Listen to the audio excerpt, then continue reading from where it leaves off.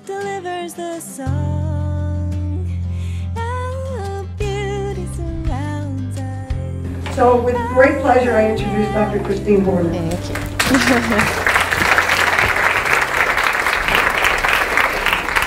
Okay, so one option is me speaking without the microphone, and I really project, or do you prefer that I use the microphone?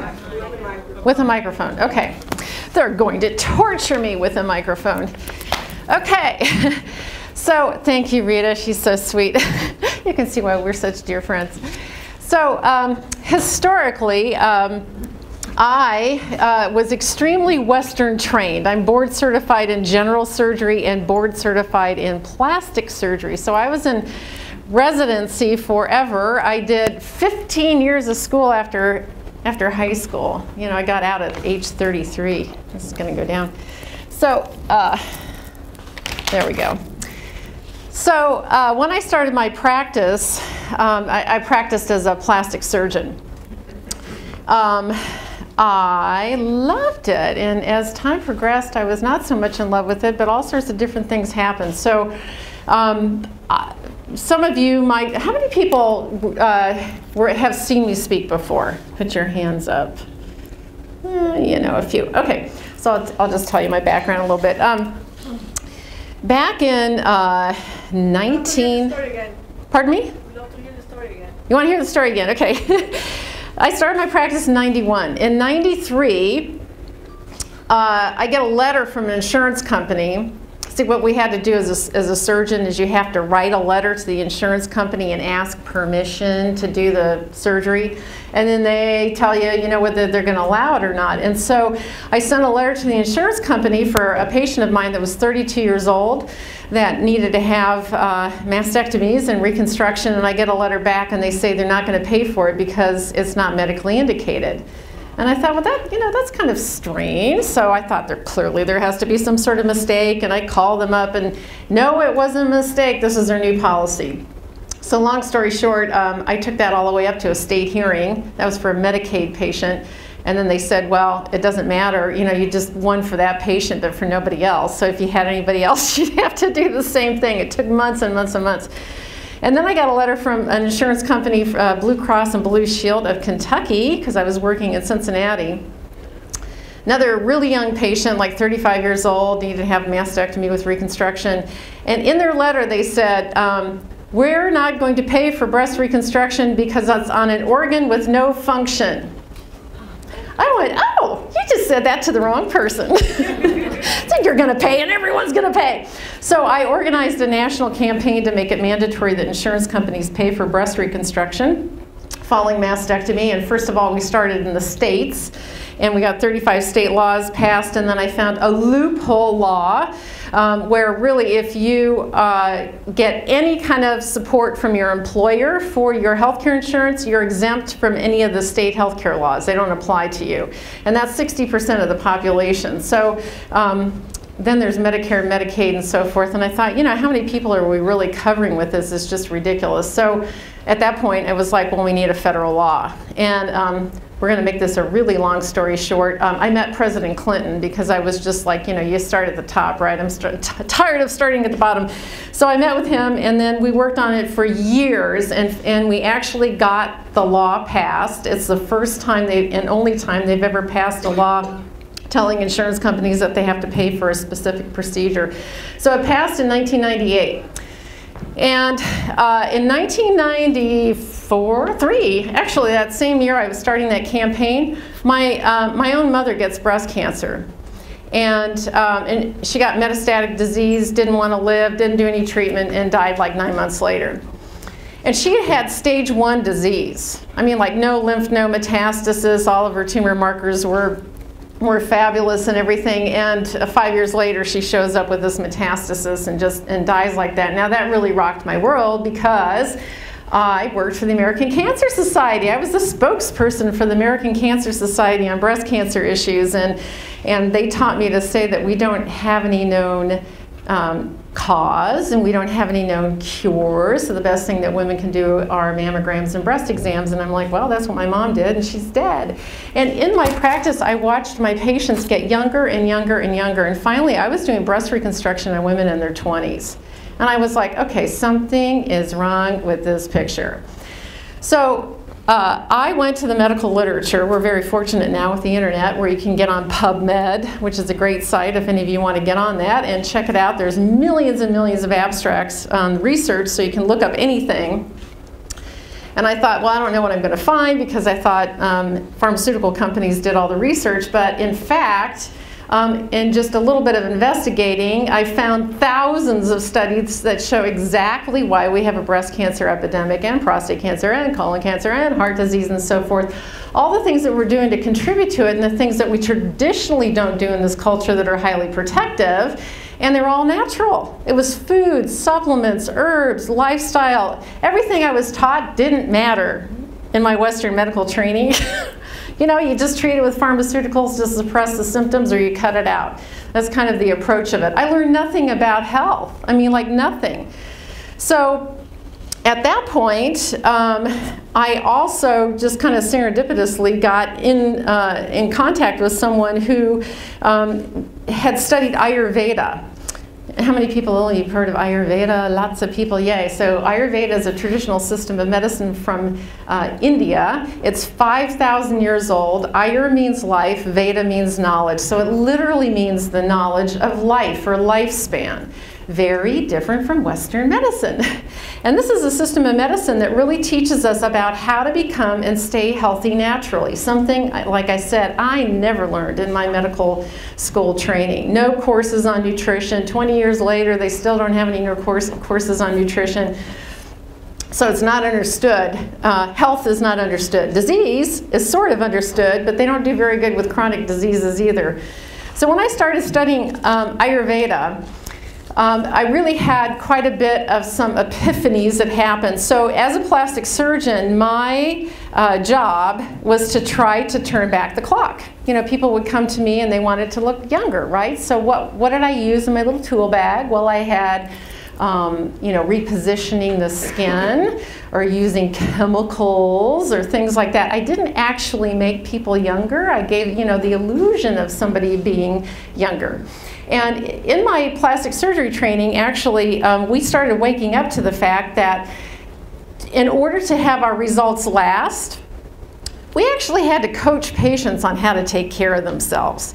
So within plastic surgery practices, people were starting to develop kind of wellness centers associated with it to teach people about how to eat well and how to do skincare and so forth, so that we could have our results last.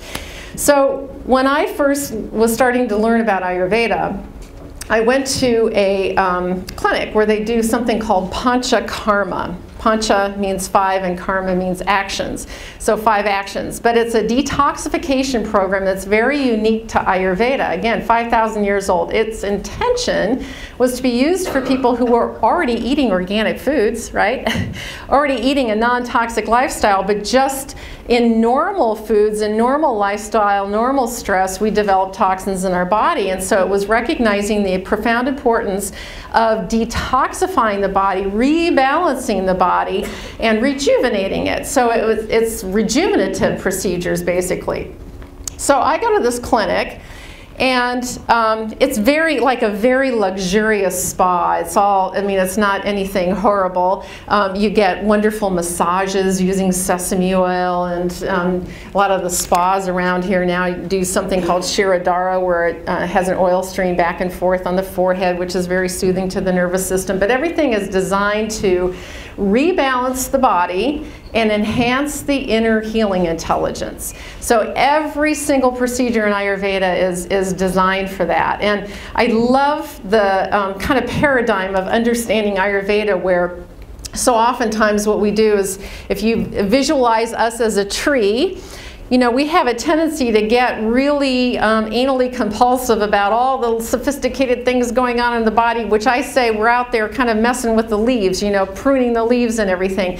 In Ayurveda, it's about going down there and watering the roots of the tree. So like, what are the things that we're going to do to bring the body into balance, enhance the body's inner healing intelligence? So it can become incredibly simple, in fact, deceptively simple techniques that you do that have absolutely profound effects on your body and global effects. So you do, certain things, and of course, we're completely integrated and holistic, but you do some of these techniques and it's like all of a sudden you're better mentally, emotionally, spiritually, as well as physically. So when I started these detoxification program, I was there for 3 days. After 48 hours, I looked 10 years younger and had never felt better in my life. And I thought, oh my God, like these people really know something. And it's way beyond, when I was looking at my reflection, I thought, you know what, this is what people really want. They want the glow of health. I mean, that's when we do, there actually has been studies done where they look at people and judge them on how attractive they think that they are. And the number one attractiveness is people that have a lot of carotenoids, which are the pigmented colors from fruits and vegetables and so forth, in their skin. So it gives kind of this glow to the skin, and it's different than a suntan, and it was actually judged as being superior to a suntan as far as attractiveness is concerned. So that healthy glow is something that people really want to achieve, and you don't get that from a knife and from chemicals. And then I thought, besides that, it's like, don't you want to feel good? You could look good and feel like crap. It's like, who wants to do that, So the other thing that was happening to me early on was that I always was a health nut. I became a vegetarian when I was 14. I read about, I knew I wanted to be a doctor when I was 10 years old. I always was an athlete.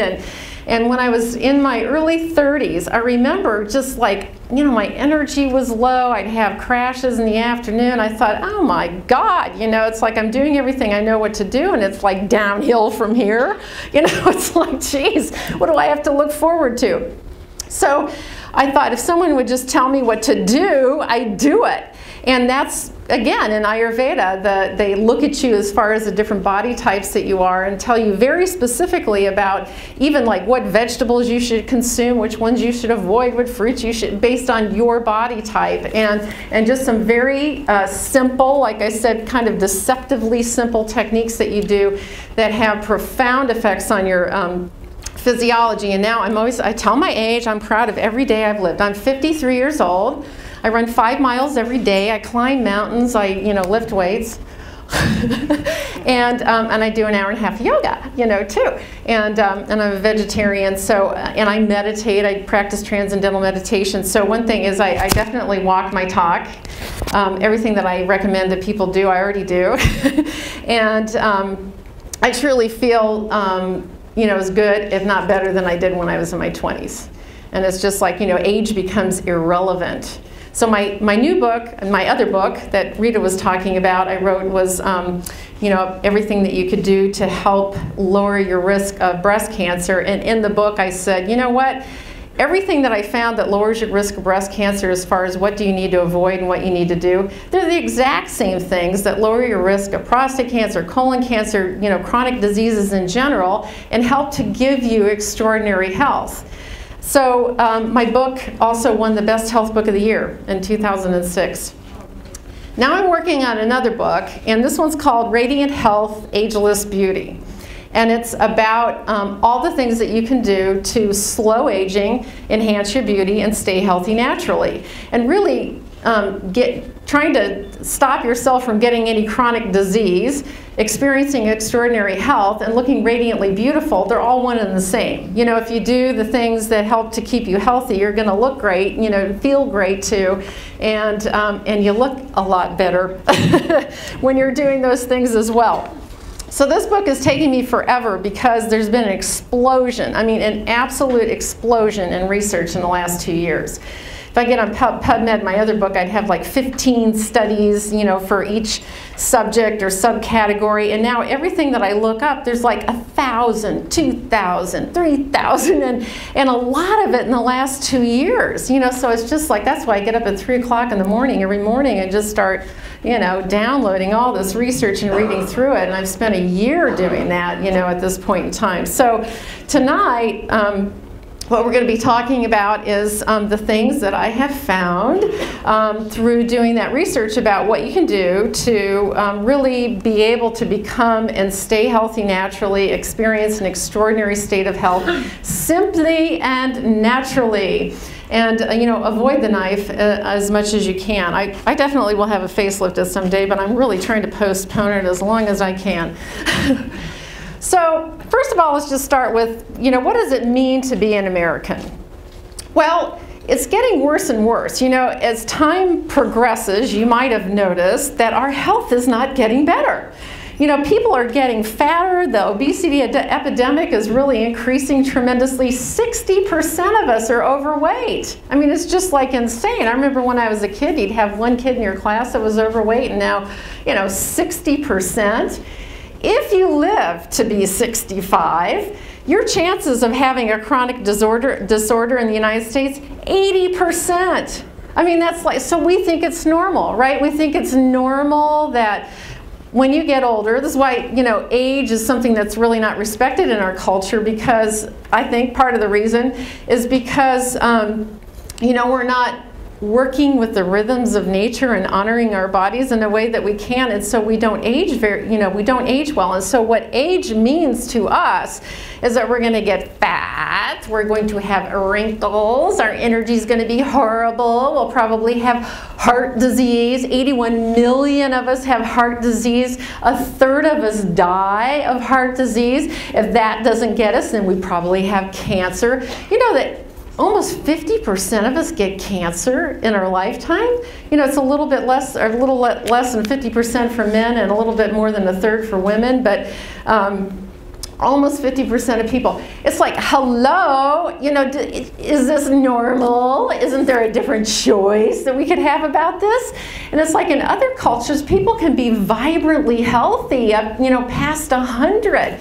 So, you know, what are they doing? Well, you know what? They've gone out and studied a lot of these cultures. There's lots of books that have been written about these cultures where they have extraordinary longevity. And many of the things that they do naturally as their daily lifestyle is the thing that research has shown is exactly what you need to do in order to become and stay healthy. And people that live to be 100, you know, an extraordinary longevity, they don't have any chronic disorders. They don't have cancer. That's why they're living like that, and they still have very vibrant, active lives and so forth. And so, you know, it's like, why not take on, you know, how great can you feel, and who cares about what age you are if you are feeling wonderful and your activity level and your experience of being in your body is wonderful. So that's, you know, the whole point of this is like, you know, don't you want to feel great instead of kind of naturally deteriorate, which is what we think that we have to do in this culture.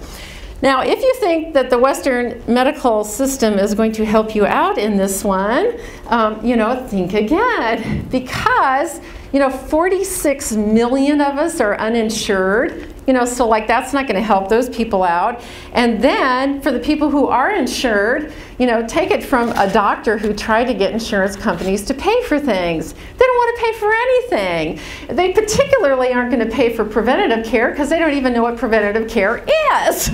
So the truth of it is, we have to learn ourselves, you know, take full responsibilities ourselves, which is one of the things that's so great about a group like this, is that we take on the responsibilities ourselves to learn. You know, what are the things? Not everything is, you know, something that's common sense. You know, there are some certain things that are different and unique to understand, but, you know, to get a real good understanding about what does it mean to be a human being, what does it mean to be in a human body, and what are the things that we need to do, what are the principles and natural laws that we need to follow in order to have our bodies be as healthy as they possibly can. Because you know, your Western medical trained doctor is probably not going to be helping you out very much.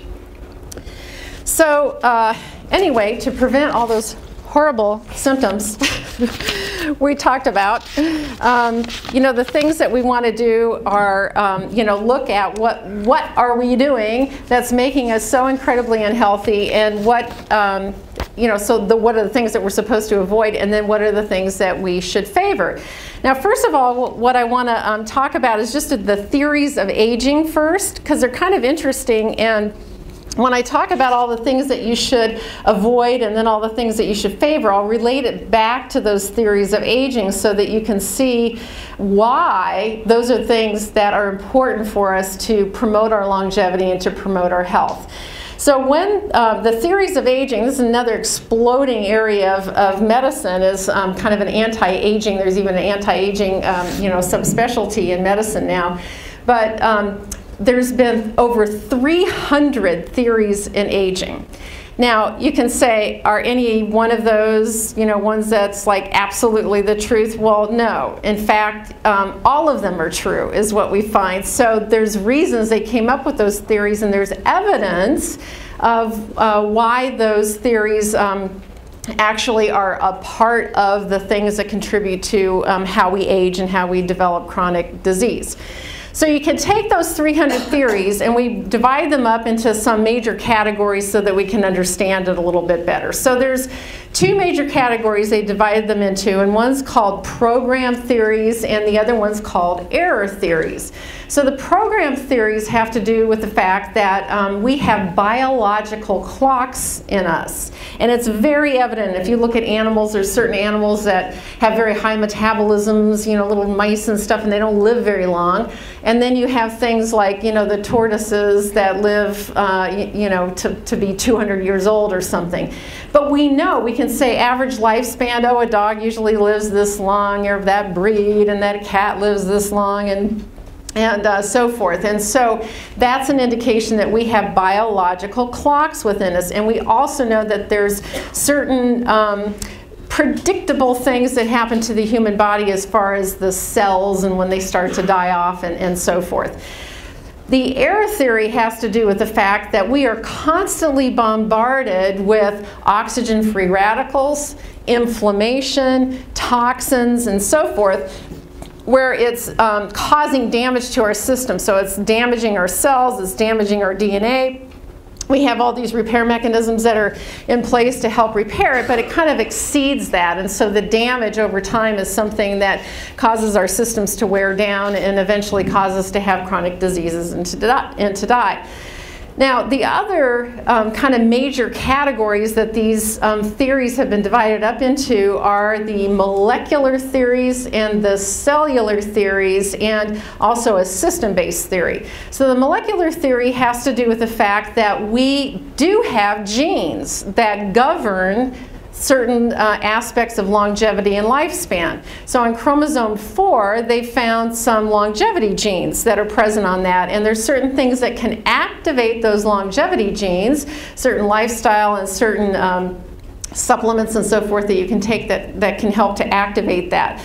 And then the cellular theory has to do with the fact that our cells age for a variety of different reasons. And so the first and kind of the biggest theory within the cellular theory has to do with something called telomeres. How many people have heard of telomeres? Yeah, they've been in the media a lot. So I need someone who is about 5'2" to come up on the stage. 5'2" or shorter. Okay. I'm 5.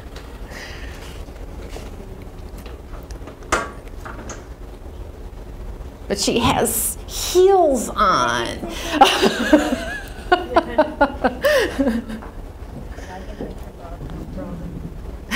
Okay, what's your name? Daniela. Daniela, okay. Yeah, you can take them off. That'll be fine.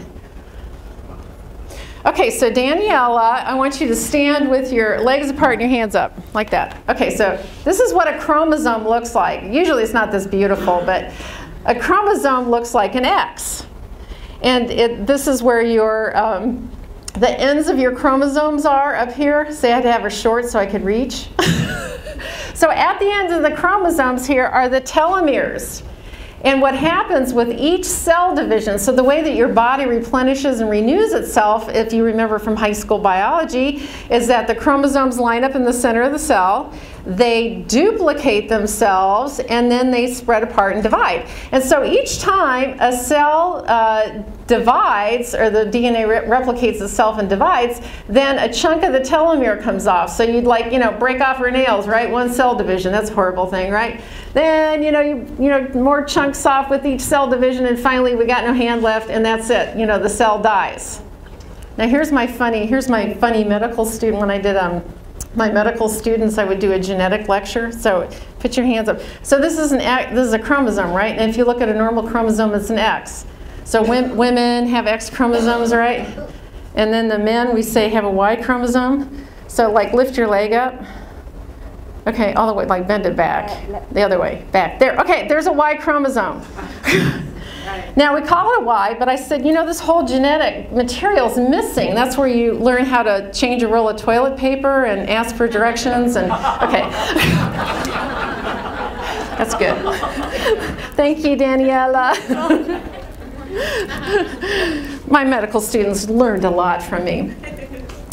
So the telomere theory is that, and we know that it's absolutely true. As a cell divides, you chunk off a piece of that telomere, and it only has so many cell divisions before you don't have a telomere left, and then the cell doesn't divide anymore. You can manipulate that. There's an enzyme called telomerase, and telomerase keeps the length of that telomere present, so the cell divides, the telomere doesn't get shorter.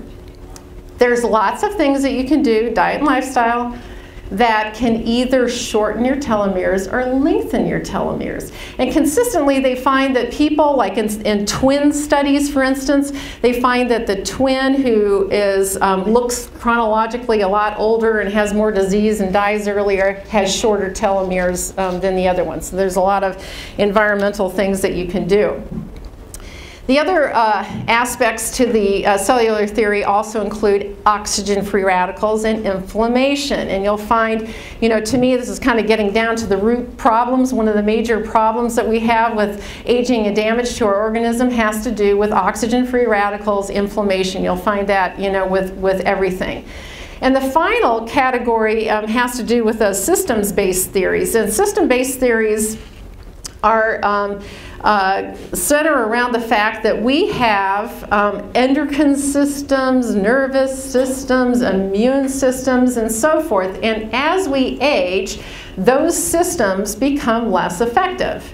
And it's kind of this, cyclical thing where the systems become less effective, and therefore they're kind of breaking down, the ability to take care of the body, and so then the body's producing more oxygen-free radicals and inflammation, and then damaging the systems more, and so forth. So we definitely see that does happen with aging. So all of those things play a role.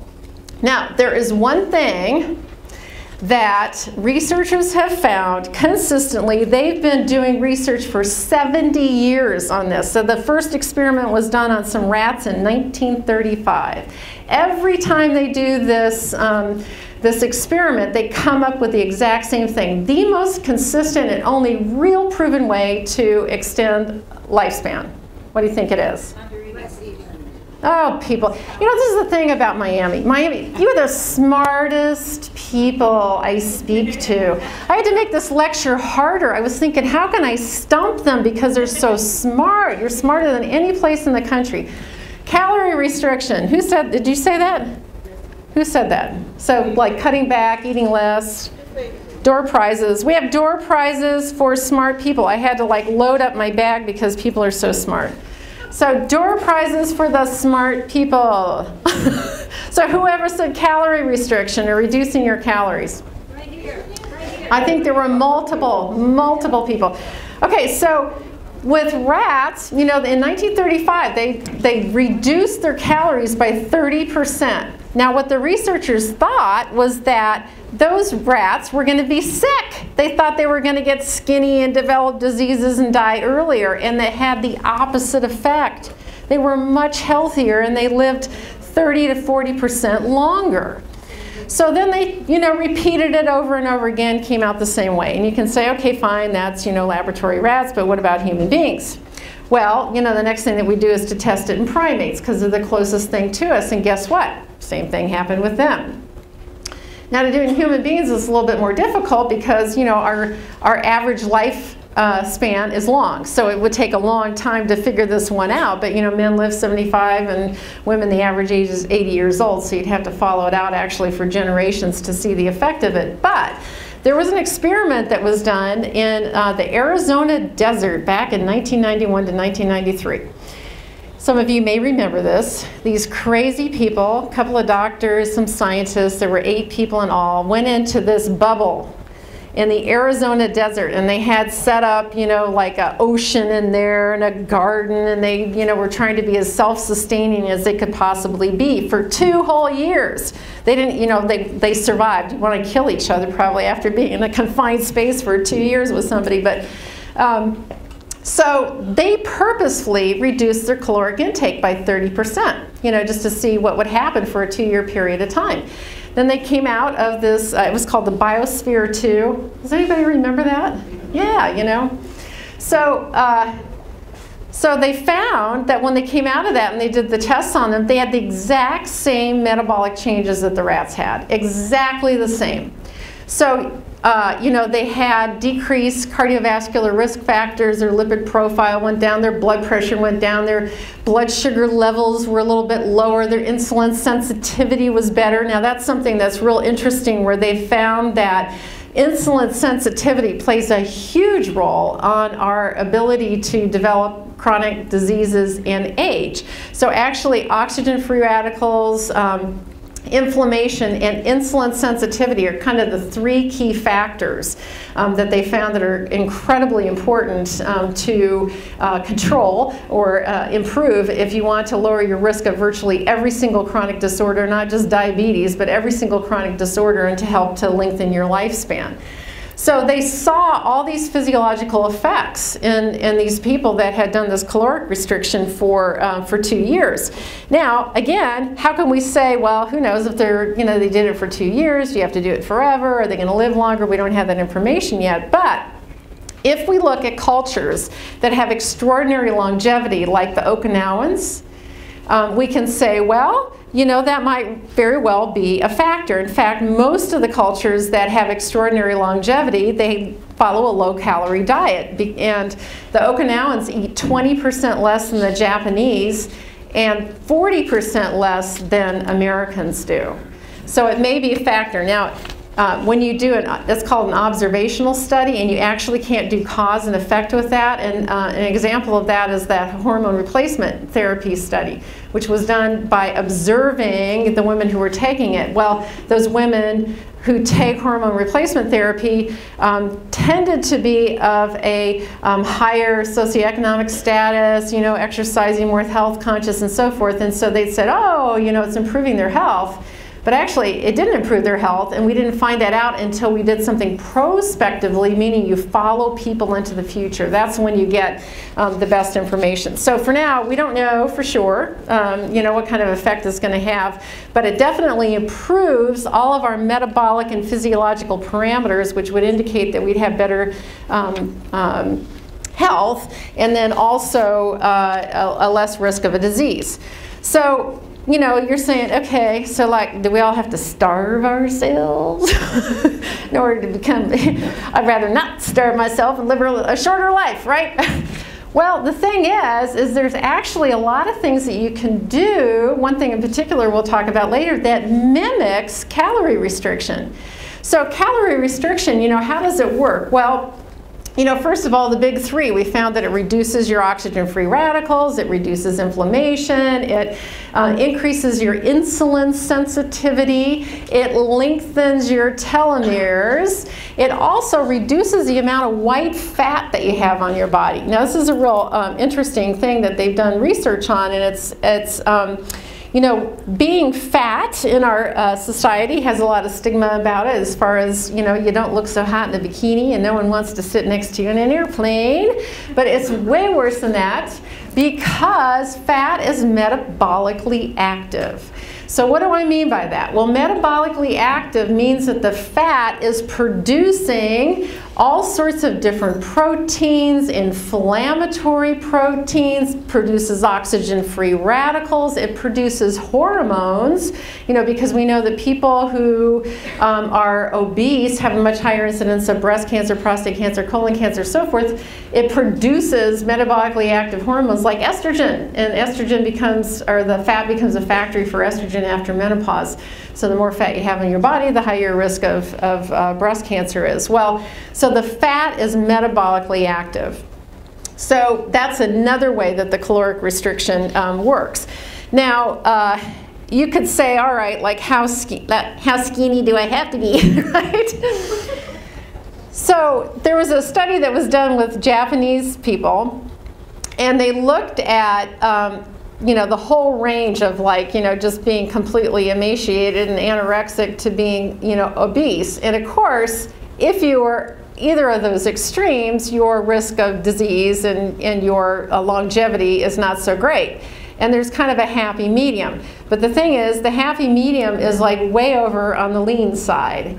So you want to be lean. You don't want to be, you know, like way too skinny, but you definitely want to err over onto the lean side. So calorie restriction also activates longevity genes, and there's quite a few longevity genes that they've recognized, and so they actually get turned on during calorie restriction. The other thing that it does is to decrease your metabolic rate. So it lowers your thyroid hormones, it decreases your heart rate, decreases your blood pressure, and so forth. And we find that animals that have an extremely long lifespan have a much slower heart rate, and, you know, all their systems are a bit slower, like the tortoise on the Galapagos Islands, versus, you know, the animals that are all, like, you know, hyper running around and, and they have the shortened lifespans. So having a lower metabolism is you know, something that's beneficial, and that's what your body does to handle the caloric restriction. It also makes your enzymes more effective. So your ability to repair your DNA, to detoxify your body from drugs and toxins that get into your body, and it makes your immune system and your endocrine system more functional. So, you know, we're hitting those theories of aging, you know, where it's decreasing the injury that we get to our body from the inflammation, from the oxygen-free radicals, it beefs up the enzymes, it lengthens the telomeres, it decreases the white fat. And actually, here's white fat has got a direct effect on lifespan. There's an association, you know, with it as far as the lifespan and the genes that are turned on and so forth. So it's kind of working all those different theories of aging. So anyway, we don't need quite the calories that we think we need to have, right? We can cut back on that.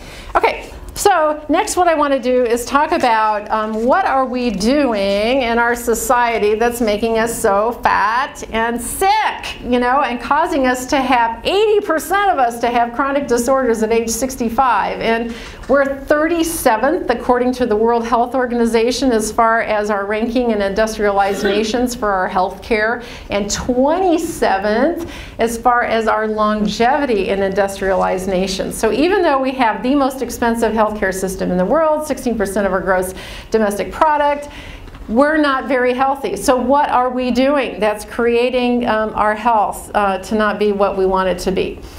So number one thing that we can look at is our diet, right? If you look at the standard American diet, which, you know, the mnemonics SAD, the SAD diet, it makes you sad because it's devoid of nutrients and it's just completely cancer promoting and disease promoting. So when typical Americans are interviewed, you know, what do you normally eat for the day? As surveys go, you know, the typical American is eating Fast food, right? Fast food. So in that fast food diet, what do we find? Usually there's some form of red meat. It's more like an industrialized product. We'll call it red meat, but you know, it's, you know, the burgers and so forth. So in my breast cancer lecture, I talk about the perils of eating red meat in breast cancer, because women who eat the highest amount of red meat have a 400% increased risk of breast cancer. And as I also talked about in my breast cancer lecture, you know, it's not just about breast cancer, it's about everything. You know, whatever you're doing to stimulate that disease is the same thing that stimulates all the other chronic disorders. And guess what? Eating red meat is nasty, nasty, nasty as far as the effects on our body and the diseases that it promotes. So, why is it so bad for us? I mean, it's something that helps to promote all sorts of different kinds of cancers, particularly the hormonal cancers, breast, prostate, colon cancers, and heart disease, and you know, all the things that we have in our society right now. It's like, duh, you know, why do we have it? Because of the way that we eat principally. So red meat is bad for us for a multitude of different reasons. One is that when you cook it, and you don't have to cook it at high temperatures, new carcinogens form. There's like, you know, molecules in there that become carcinogenic. If you cook it at high temperatures, so you're grilling it, you know, it's a big deal for Americans to have grills in their backyard, right? Look at my grill, let's grill out for the 4th of July. So grilling or cooking meat at high temperatures or cooking meat well done, new carcinogens are formed called heterocyclic amines. They're extraordinarily carcinogenic. They really increase the risk of esophageal, stomach, colon, breast, prostate cancer, and so forth. In the red meat, there's also saturated animal fats. And when we conventionally grow our animals, those saturated animal fats are really nasty. They have all sorts of toxic chemicals in it. We have there's something called bioconcentration, which is a phenomenon that occurs in mammals and in fish. So if we get a toxin that comes into our body or an animal's body, it will concentrate and store in the fat cells. And certain molecules that have been tested, 700 times more concentrated in the fat cells than what they are in the blood. About a year ago, the CDC, Centers for Disease Control, came out with this study where they measured toxins in a whole bunch of different subjects, and they said the average American has 143 chemicals in them. Well, that's what they tested. I was like, wow, did they test for everything? Probably not. But you know, at least 143 different chemicals, and all these things have interactions. And guess what? They all concentrate and store in the fat cells. So when you eat saturated animal fats, you are eating a concentrated storehouse of toxins. Yum! It goes on, though. So red meat is high in iron. Now, iron we know we need for our hemoglobin, you know, in our blood, and for menstruating women it's okay to consume it in our diet, but to have a lot of iron in the diet, if you're a man or you're not a menstruating woman, isn't good. In fact, they found that high iron levels in the body are something that promote disease tremendously. So, for instance, people who have high iron levels have twice the incidence of cardiovascular disease, 5 times the amount of colon polyps, so an increased risk of colon cancer, because one of the things that happens is the iron binds with some other molecules and they become a hydroxy radical, which is a form of a very potent oxygen-free radical, so it causes a lot of damage to our bodies. They've also found iron in plaques in our body, so the arterial plaques in our blood vessels, and also in our brain. For Alzheimer's, you get plaques in the brain, and iron is something that's found in those plaques as well. So those are some of the mechanisms by how red meat is damaging to us. Now, a lot of people will say to me, but if I just do a little tiny amount, does it really matter? My literary agent, it can't be that bad. I said, well, don't shoot the messenger. So there's lots of studies that have been done at places like Harvard. You might have heard of Harvard. It's a little bit reputable institution. So there was a study done at Harvard that said if you ate 4 ounces of red meat a day, which isn't a lot actually, that's kind of like a small burger, that your risk of colon cancer is 250% higher. Another study that was done at Harvard showed that it doubles your incidence of breast cancer. The subset of women with the 400% increased risk of breast cancer is if you eat it well done or grilled. It can go as high as that. Pancreatic cancer, 70% increased risk of pancreatic cancer. 50% increased risk of bladder cancer. If you up the amount of red meat that you consume per day, so you're eating a lot of it, it increases your risk of bladder cancer 5 times. Now here's a prospective study that they did. So this is, as I told you, the best information we get is a prospective study where we're following people out into the future. And so they looked at a population of people and studied them for 10 years. And it was a huge number of people, 543,000 people. So we get really good data when you're looking at that many people and following them prospectively into the future for 10 years.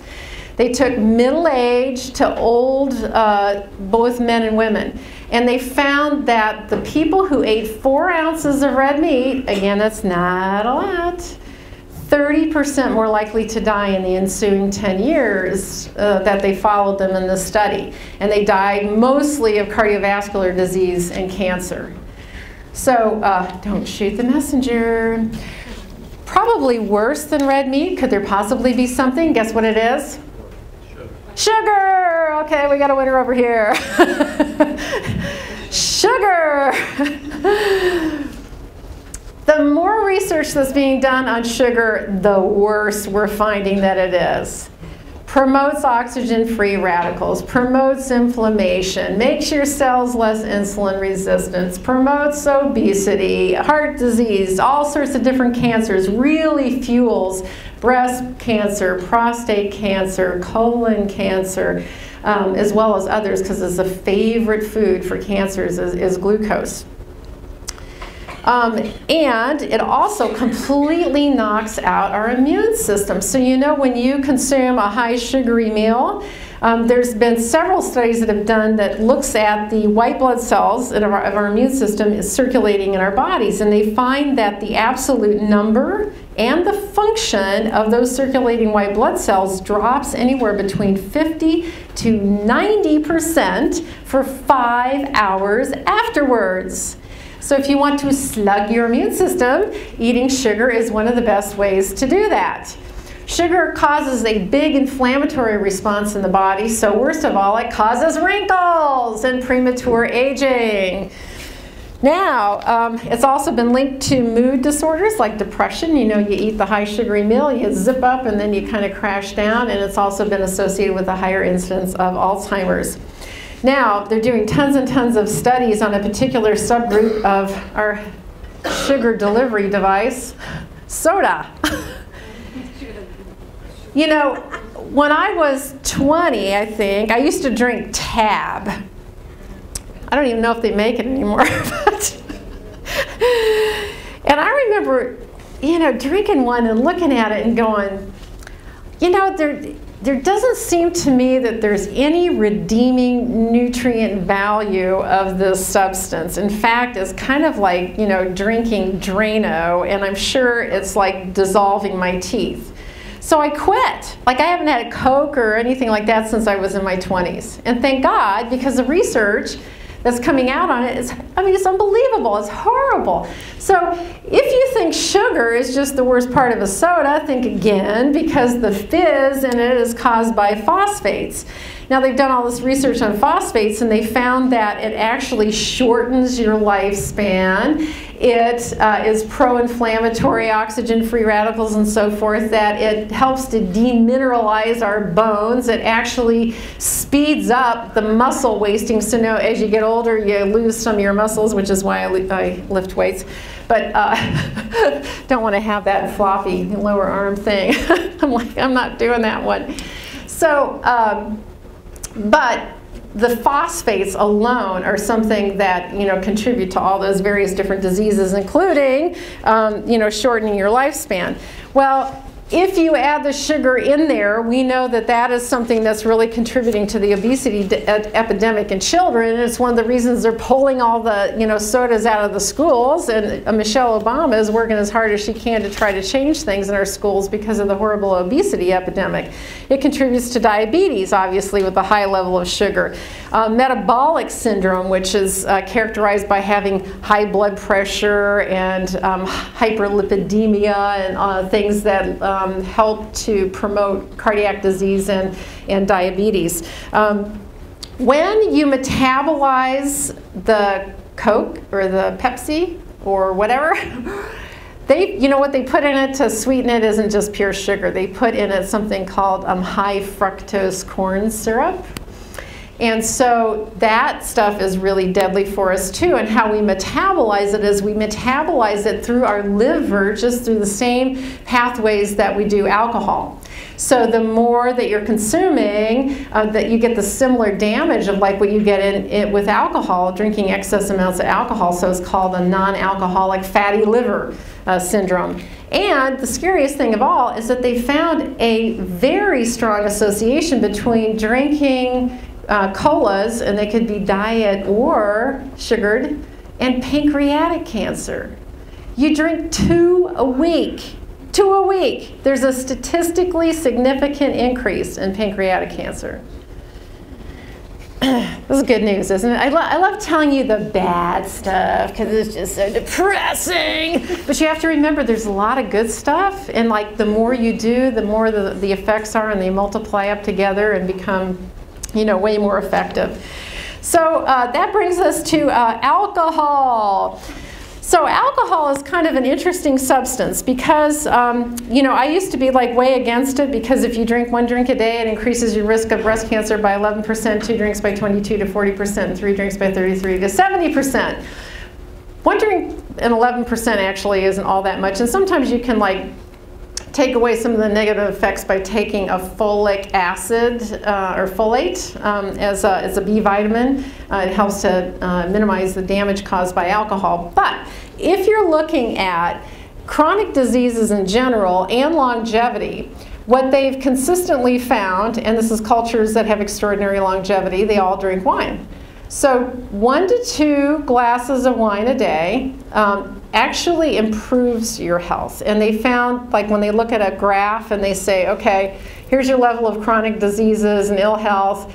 If you drink 1 to 2 glasses a day, so you're a teetotaler here, your risk goes down. But if you drink more than that, so just even 1 more glass, like 3 glasses, just boom, your incidence of disease goes up like crazy. It's called a J curve. So if you drink more than 2 glasses of alcohol, it can be a medicine in small dosages, but if you overdose with it, then it's really deadly for us. It increases our risk of all sorts of different kinds of cancers, heart disease, liver problems, shortens lifespans, shortens telomeres, and and on and on and on. And there's a study that was done in Britain last year, 2010, and these researchers looked at the effect of various different drugs on the system and their effect on lifespan and economic effect and so forth. And so what they found was that alcohol was more deadly than crack and heroin, because it killed more people and had more of an economic impact. So it's something that you can take as a medicine in small dosages, but you just got to be really careful with it because it definitely becomes not a medicine when you have too much. Obesity, we talked about, again, is something that you really want to try to avoid because fat is metabolically active. And because it is, it increases your risk of every single chronic disorder, heart disease, cancers, and dementia, and so forth. So now we're going to switch over and talk about what to favor. So this is the good news, the happy portion here. We get lots of door prizes during this time too, lots of guessing games. So the type of food that we can consume that has the strongest effects at supporting our health, keeping us healthy, and extending our lifespan. She's closest because she said fruits and vegetables, plus she raised her hand. Plants. So plants are the best things that we can consume for our health. Why? Because they're packed full of nutrients. They got vitamins, minerals. They have hundreds of what's called plant chemicals or phytochemicals in them, which don't have any nutritional value. They do not have any caloric value, but what they are like natural medicines. And some of them behave just like chemotherapy, just like, drug, heart disease lowering drugs and so forth. And a lot of the drug companies look at these plants and figure out how to make their drugs. So when they look at people that consume a lot of plants, they found that their incidence of mortality is lower for every single cause, including accidents. It makes you think better too. So reduces inflammation, reduces oxygen-free radicals, increases insulin sensitivity, kind of the major three with that. And because of that, it decreases every single chronic disorder from cancers to heart disease, diabetes and so forth, just eating more plants. So here's, now we're going to get real fun with our guessing game. And because Miami is so smart, I made it a lot more difficult this year. And you have to guess the specific vegetable now. I'm not being nice. I'm going to be ruthless with this. So I'm going to give you some, just describe what they found, that certain vegetables, fruits, we'll go through, some different things like that. And then you can guess what it is. And whoever's the smartest person gets the door prize. So this particular vegetable is something that's loaded with all sorts of different vitamins like every other vegetable is, but it's particularly high in vitamin C and vitamin A. It has 10 times the amount of lutein, which is a carotenoid. A carotenoid is based on vitamin A. It's the color to a plant. So the substance that gives a color to the plant is actually a medicine to it. You got to wait yet. 10 times the amount of lutein. That's a yellow color. So it's the yellow color is in the back of our eye and our macula, and it helps to prevent us from getting macular degeneration, which is the #1 cause of adult onset blindness. Also decreases the risk of cataracts. It has 7 times the amount of beta carotene that broccoli has. 10 times the amount of lutein that broccoli has. And here's a big hint. It has indole-3 carbinol in it, so it lowers the risk of all sorts of different kinds of cancers. And it also is very high in vitamin K. And vitamin K is something that is very important for our blood to clot normally. It also helps our bones to be strong, helps with the mineralization of our bones, reduces our risk of cardiac disease, Alzheimer's disease, and also regulates our insulin and blood sugar levels.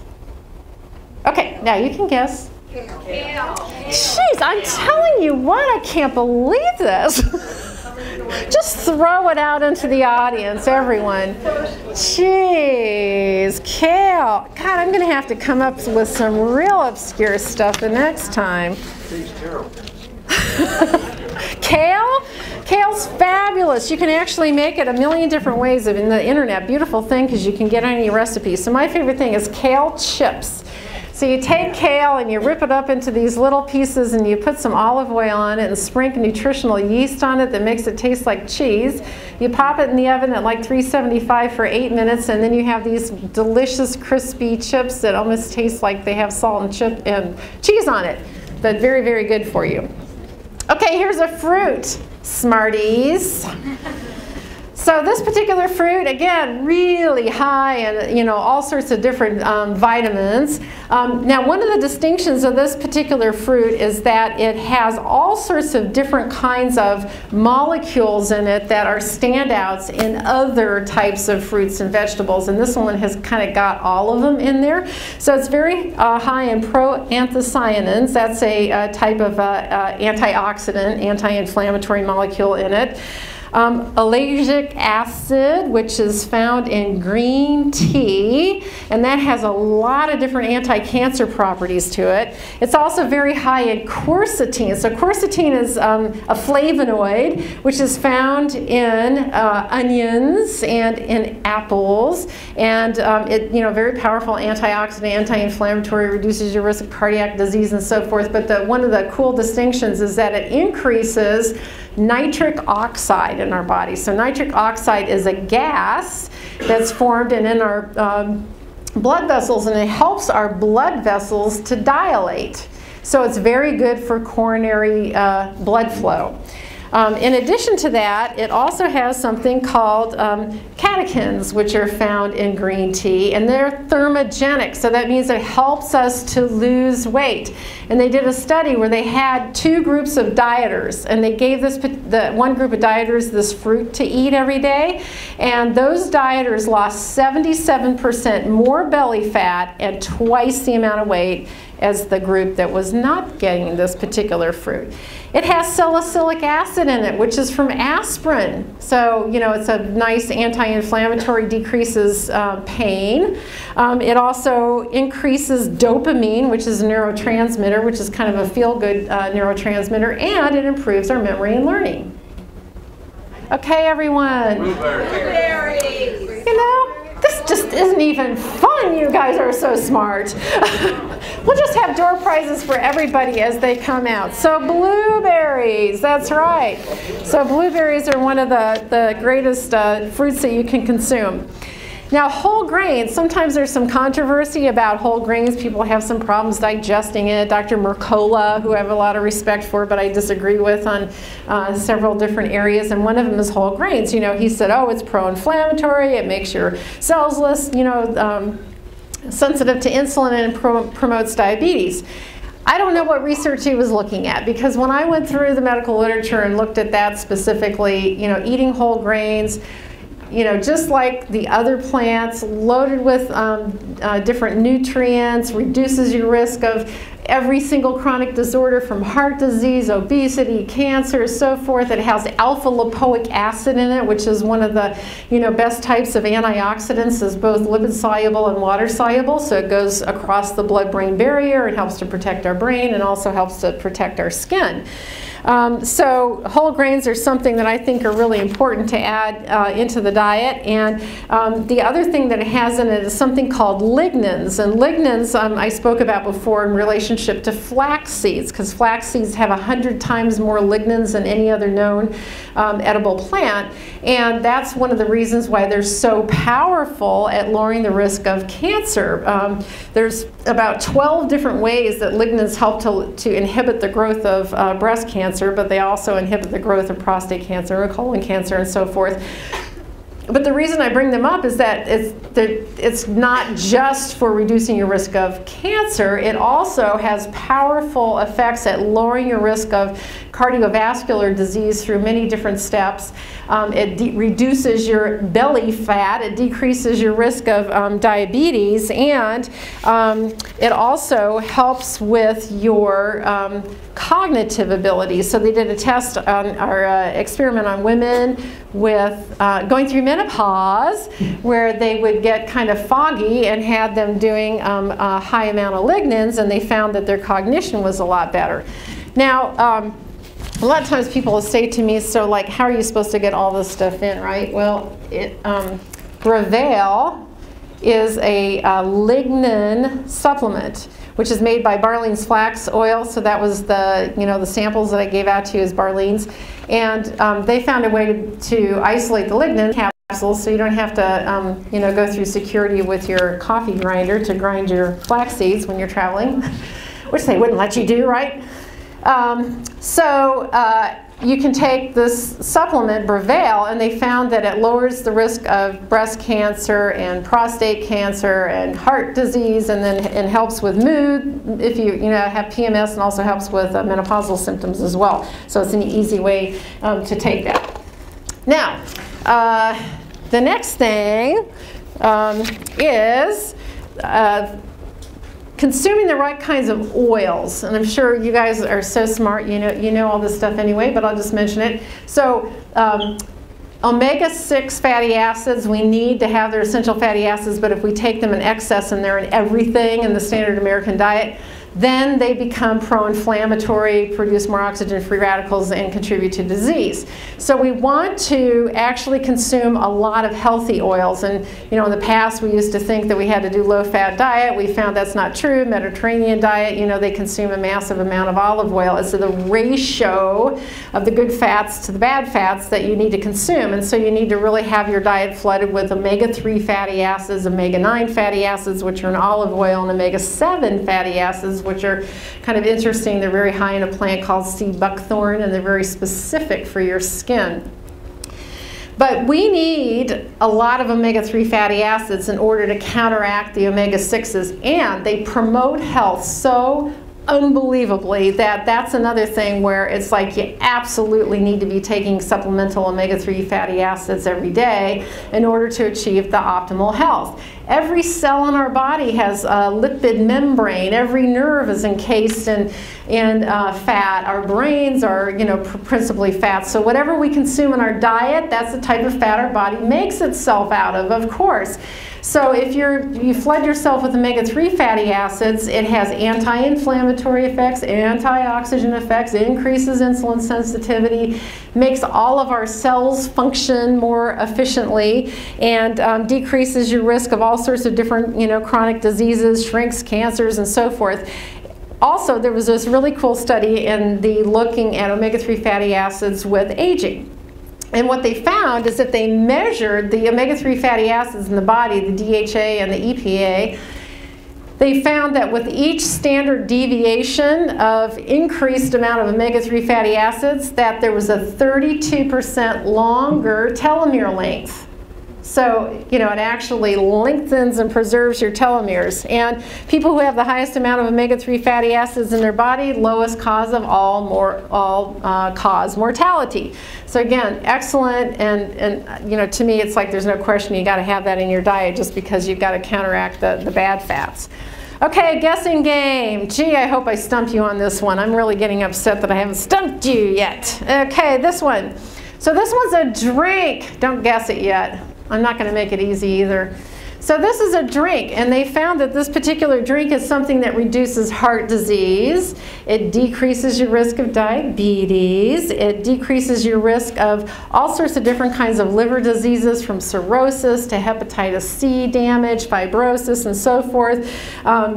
It reduces your risk of several different kinds of cancers, particularly colon cancer, breast cancer, prostate cancer, kidney cancer, and cancers of the skin, so like squamous cell cancers and basal cells, not melanoma. It also significantly lowers your risk of Alzheimer's disease and Parkinson's disease.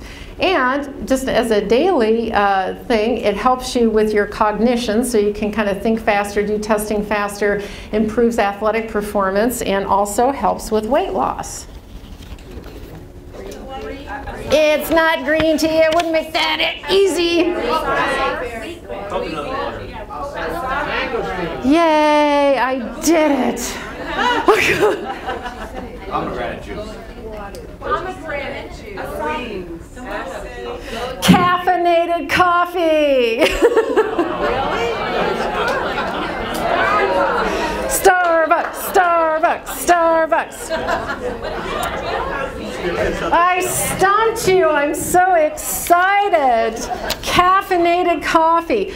You know, for people that have the genetic form of breast cancer, the BRCA1 gene mutation, we used to think there was nothing you could do. Like 80% of women would develop breast cancer at age 80. Now we found that's not true. You know, everything that we consume, every thought we think, hooks onto our DNA and will activate certain genes, turning certain genes on, turning certain genes off. So in women who have the BRCA1 gene mutation, the thing that has been found to be most effective in lowering the risk of breast cancer is caffeinated coffee. If they drink 1 to 2 cups a day, it decreases their risk by 10%. 3 to 5 cups a day, it decreases their risk by 25%. And 6 cups or more a day, it reduces the risk by 70%. Now the interesting thing is a lot of people will go, it's got caffeine, I can't drink it, I can't drink coffee. And here's where I say, you know, nothing that we consume is black and white, right? Like the alcohol. you know, for some people it's fine, for other people it's not. And this is when you have to kind of listen to your own intuition or inner healing intelligence, and you can say, you know what?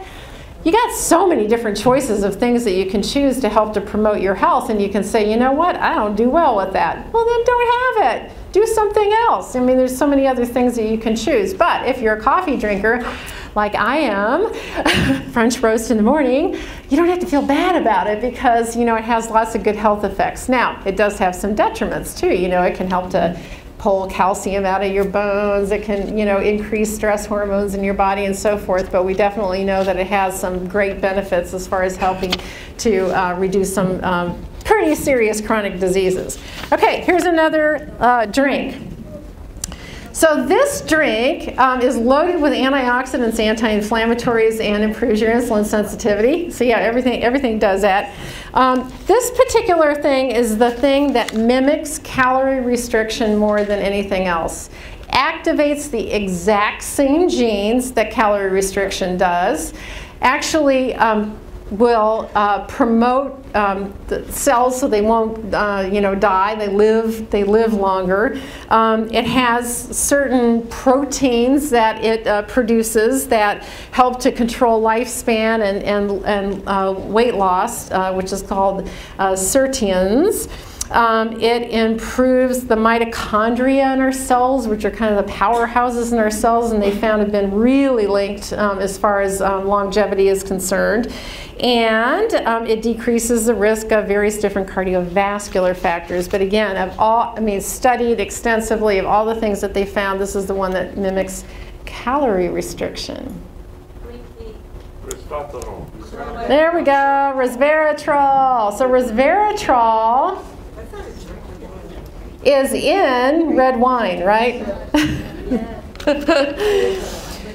Resveratrol is a substance that's in red wine. It's also found in a lot of other types of fruits, and but this is a thing that they've really studied tremendously, and they found of every single subject that, you know, you could possibly test, resveratrol is the one that contributes to the all the effects that you see in calorie restriction, like I said. So that's another thing where it's like, well, if you want all those benefits from it, you actually have to drink like 180, you know, bottles a day or something, which would put you way over on that J curve. So this is another one that's good to take as a supplement rather than trying to get it purely from drinking red wine.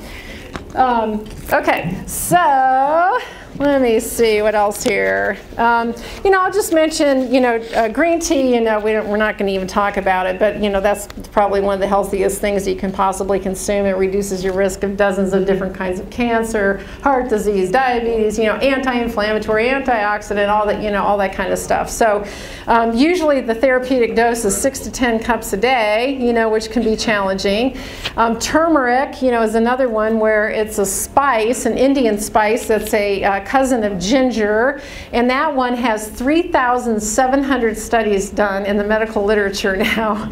And, you know, it's almost like it's too good to be true. It has just phenomenal anti-cancer properties. It inhibits the growth of over 12 different kinds of cancer, or maybe 17 at this point in time, and every time they look at something else. Huge anti-inflammatory, huge antioxidant, and so forth. And you know, when I was talking to a girlfriend of mine in Santa Fe about all the different things that you could do for breast cancer, and I was talking to her about the green tea and turmeric, and they actually have synergistic effects where each one makes the other one more effective, and grapeseed extract and the cruciferous vegetables and so forth. And, you know, you just can't get all that in every day, right? And she looked at me and she goes, Christine, if you just put those all into one pill, I'd take it. And I thought, well, that's not a bad idea, because there's this horrible statistic, and that is that people in the United States who have had a heart attack, 90% of them go back to their original diet and lifestyle in 1 year. Death is not a motivator in human beings. Now, I feel really, you know, like challenged because I'm out here trying to lower the, you know, risk of breast cancer, decrease the breast cancer epidemic, and help people with their health. But I'm dealing with human beings where death is not a motivator. but they will take a pill, right? So I worked with enzymatic therapy to create a supplement. I said, how many things can we put into one pill?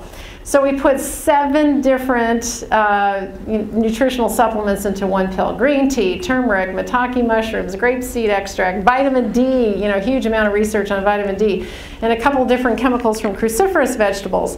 So what we found is that this has extraordinary effects at reversing early warning signs of breast cancer seen on thermography, which is an infrared picture of the breast. Within 8 to 12 weeks, we've seen almost complete reversals. And it's actually a powerful anti-aging formula and is good to help protect against virtually every single chronic disorder. Now, as far as lifestyle, just to mention a few things, and I don't have time, we're kind of like out of time, but the beautiful thing is the last 3 things that I think are so important. I have an hour-long presentation on CDs out in the lobby for sale. Other things that we found that have been extremely important are the effects of electromagnetic frequency. So we're getting bombarded now by electromagnetic frequency. Every wired and wireless device produces electromagnetic frequency. And, we used to think like cell phones were safe, and you guys are all smart, that they're not anymore, right? So you use a cell phone and you hold it up to your ear. It's not the heat that's the problem, but you get radiation that goes, if you're a kid, less than 10, all the way through the skull, all the way through the brain. If you're 16 years old and less, it goes halfway through. If you're an adult, about a quarter of the way through. The problem is that EMF damages our cells. It disrupts cell-to-cell communication. It causes chromosomal damage. There's just been a myriad of studies that have been done just showing huge detrimental effects to it. And the biggest paper, which I think is a really excellent one that all of you can take a look at, is something called the Bioinitiative Report. So bioinitiative.org, if you look at that, it's this huge report. But Chapter 2 has a summary for the public. And there's 14 different researchers that came together throughout the world, and they were experts in the effects of electromagnetic frequency and the damaging effects that it has on our body. And so they compiled this report. And it's horrifying. I mean, it's just nothing but horrifying. You hold a cell phone up to your head, you use it principally on one side, your risk of brain tumors goes up by 220% and acoustic neuromas. At home, your cordless phones, it's worse. 440% increased risk if you hold it up principally to one ear. It's been linked to Alzheimer's disease, Parkinson's disease, breast cancer, and just on and on and on. So I have an hour-long, really uplifting discussion about that.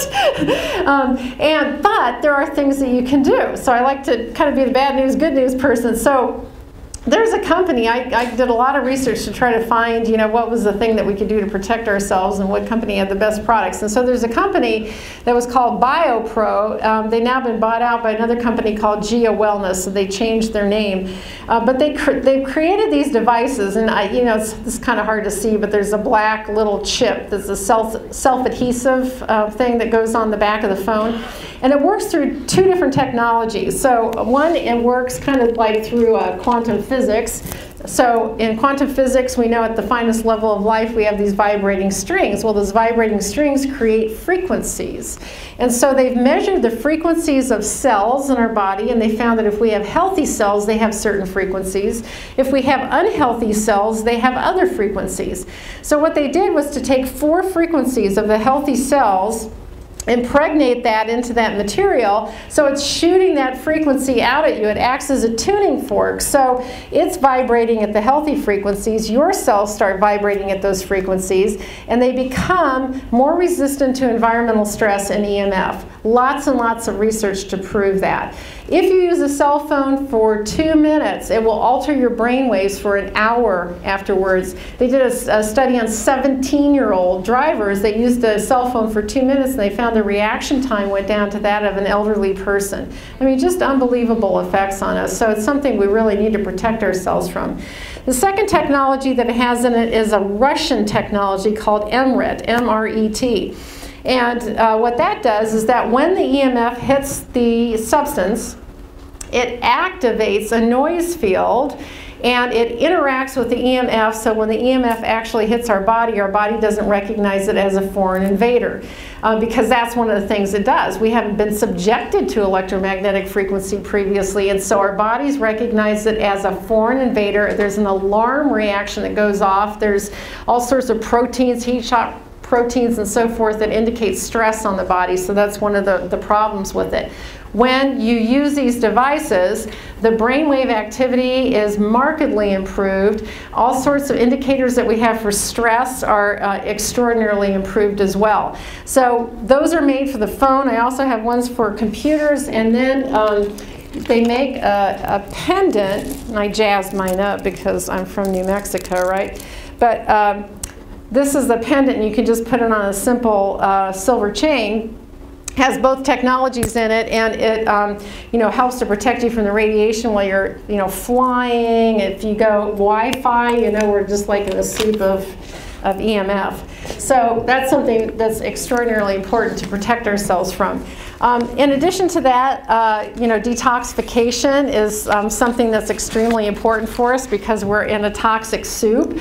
And panchakarma that I talked about when I said I looked 10 years younger and never felt better in my life is the kind of the premier thing that you can do, but there's all sorts of other things that aren't quite as effective but are effective in helping to get those toxins out. And again, I have a whole hour presentation on that out there for all that information. Exercise, we know, lowers our risk of cardiovascular diseases, but it also lengthens our telomeres and activates some of these longevity genes. So it has kind of a global effect as far as helping to increase our lifespan. They did studies on people who were unfit. They took half of them, got them fit, and their mortality reduced by 44% compared to people that remained unfit. So it's something that we have to have in our life every day. Getting enough sleep, going to bed by 10 o'clock, getting up by 6 o'clock. Huge statistical effects if you go to bed by 10 o'clock and get up by 6 o'clock as far as making our hormonal balances, and it's how our systems are supposed to work. So you see a dramatic reduction in chronic diseases. If you stay up after midnight chronically, twice the incidence of cardiovascular disease and significant increased risk in breast cancer. Twice the incidence of obesity, even if you're eating the same kind of calories. It affects your hormonal status so that it just puts weight on you. Now, finally, what I'll end with is the cultures that have extraordinary longevity. So that's kind of our biggest, indicator where it's like, okay, great, we've got all this research and everything, but hey, if you look at people that are actually living to be 100, 110, isn't that the proof of it? So there's a guy named Dan Buettner who works for National Geographic, and he went around and looked at a bunch of different cultures with extraordinary longevity, and he wrote a book called The Blue Zone. And in it, he came up with 9 different things that were commonalities in all these different cultures. So in all these cultures, they weren't wealthy. Our wealthy lifestyle, or at least the way, we don't think we're wealthy right now with our economy, but the way that we're living compared to people who are living off the land and so forth is something that doesn't help our health. So most of them didn't have a lot of money. They ate a low-calorie diet. They ate a plant-based diet. Sometimes they would eat meat, but only like once or twice a year, for like special occasions or holidays or so forth. They also incorporated wine. They would have one to two, limited amounts. They didn't have a lot of it. They were active, so it's not like they went to the beach running like I do, or at the gym, lifting weights. Activity was a part of their lifestyle. They'd have, they'd be sheep herders. There was, this little island off of Italy where this woman would bake bread. She was 110 years old, like literally, and she would bake bread and walk a mile and take it down to the bakery, and walk back. So just being active, throughout their day is something that was present for all of them.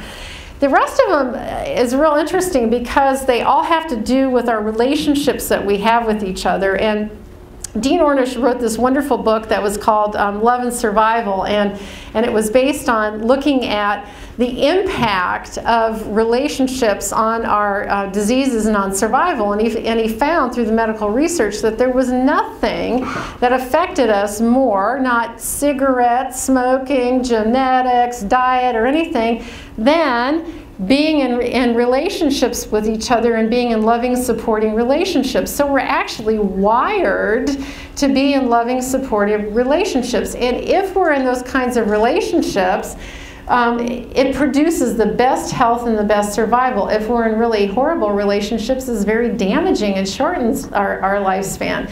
So these people all had groups of people that they meet with every day. Like in Okinawa, the old women have this thing called a moi, M-O-I, where they meet every afternoon and drink tea and talk and and so forth. And they've been doing it for like 90 years because they're all like 110, same group and everything.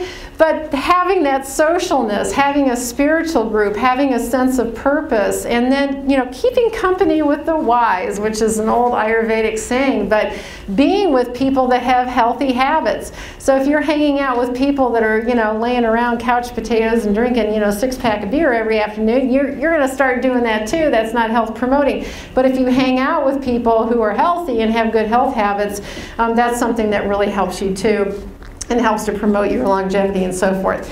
So out there in the lobby, I have my book, Waking the Warrior Goddess, which was the one about the breast cancer. All the information that I talked about tonight is pretty much in here. I'm obviously revising it where it's targeted on aging and chronic diseases in general, but all the lifestyle and diet stuff. This is a book called The Fountain, and I contributed a chapter to it. It's got 25 different experts that talk about their secrets to longevity and health, which is kind of an interesting book. I also had the Protective Breast Formula. There's a DVD of a talk that I gave on breast cancer before, and then the CDs that I talked about too with the various different topics that I couldn't cover tonight. And then also I have those chips for your cell phones out there, which everybody needs. So anyway, thank you. You guys were a great audience again. I just love being in Miami. So any questions? I'll take a couple. Yeah? Agave. Is agave honey? Is that okay? Oh, that's just for the... Okay. Yeah, that's fine. So her question was about agave. You're not going to hear her because it goes to the camera, but it'll record. Okay. So yeah, we can get that. Okay, so agave, which is made from a cactus. There's a lot of controversy around that because of the way that it's processed. So as far as a sweetener is concerned, I recommend using stevia. And there's a couple of traditional Chinese ones that are sweeteners that have good health benefits to it that are better choices, I think. Xylitol is excellent, yeah. I noticed that you've gotten a suntan while you were here. That's right, increasing my vitamin D levels. Right, comment about the sun and skin cancer. Sure.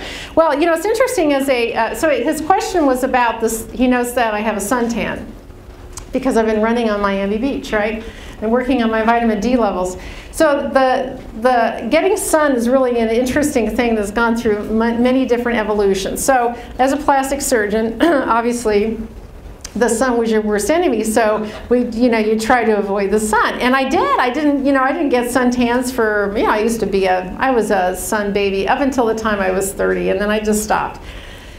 Now what they're saying is that, first of all, the tanning sunblock has got chemicals in it that isn't good for us, and then our vitamin D levels, they keep upping the amount of vitamin D that we need to have in our bodies, and vitamin D has extraordinary benefits. It acts as a hormone, and it it has all sorts of different kind of anti-cancer effects to it. In fact, they found if you take supplemental vitamin D, you cut your risk of breast and colon cancer in half. Just one supplement. So now the thought is it's actually better not to have sunblock and to get some sun, and it depends on what your skin tone type is like. You don't want to get burned, you have to be careful with it, but it's actually better to get 15 to 30 minutes of sun per day to get adequate amounts of vitamin D in your body. I'm going to actually just quit here. I know we'd like to ask more questions just in the interest of time, and also so that I can be out there with you and you guys can ask me questions out there as I'm signing books. So again, thank you so much. I appreciate your audience. Thanks.